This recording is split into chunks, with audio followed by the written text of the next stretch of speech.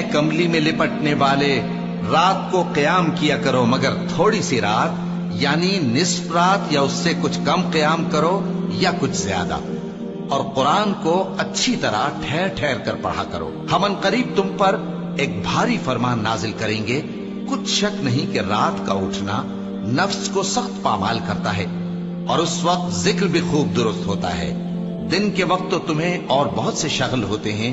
تو اپنے پروردگار کے نام کا ذکر کرو اور ہر طرف سے بے تعلق ہو کر اسی کی طرف متوجہ ہو جاؤ۔ وہی مشرق اور مغرب کا مالک ہے، اس کے سوا کوئی معبود نہیں، تو اسی کو اپنا کارساز بناؤ۔ اور جو دل آزار باتیں یہ لوگ کہتے ہیں ان کو سہتے رہو، اور خوبصورتی سے ان سے کنارہ کش رہو، اور مجھے ان جھٹلانے والوں سے جو دولت مند ہیں سمجھ لینے دو، اور ان کو تھوڑی سی مہلت دے دو۔ کچھ شک نہیں کہ ہمارے پاس بیڑیاں ہیں اور بڑی زبردست آگ ہے، اور گلے میں اٹکنے والا کھانا ہے، اور درد دینے والا عذاب ہے۔ جس دن زمین اور پہاڑ کانپنے لگیں اور پہاڑ ایسے بھربھرے ہو جائیں گے جیسے ریت کے ٹیلے، اے اہل مکہ،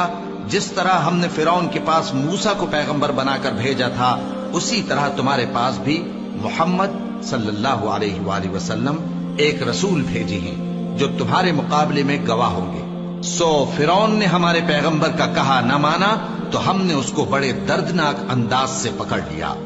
اگر تم بھی ان پیغمبر کو نہ مانو گے تو اس دن سے کس طرح بچو گے جو بچوں کو بوڑھا کر دے گا، جس سے آسمان پھٹ جائے گا۔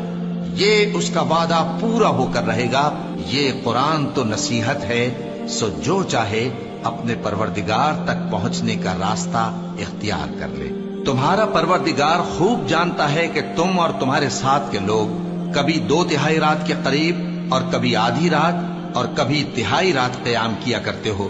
اور اللہ رات اور دن کا اندازہ رکھتا ہے۔ اس نے معلوم کیا کہ تم اس کو نبھا نہ سکو گے، تو اس نے تم پر مہربانی کی، پس جتنا آسانی سے ہو سکے اتنا قرآن پڑھ لیا کرو۔ اس نے جانا کہ تم میں بعض بیمار بھی ہوں گے، اور بعض اللہ کے فضل یعنی معاش کی تلاش میں ملک میں سفر کریں گے، اور بعض اللہ کی راہ میں لڑیں گے، تو جتنا آسانی سے ہو سکے اتنا قرآن پڑھ لیا کرو، اور نماز قائم کرتے رہو، اور زکوٰۃ ادا کرتے رہو، اور اللہ کو نیک نیتی سے قرض دیتے رہو، اور جو عمل نیک تم اپنے لیے آگے بھیجو گے اس کو اللہ کے ہاں بہتر اور صلے میں بہت عظیم پاؤ گے،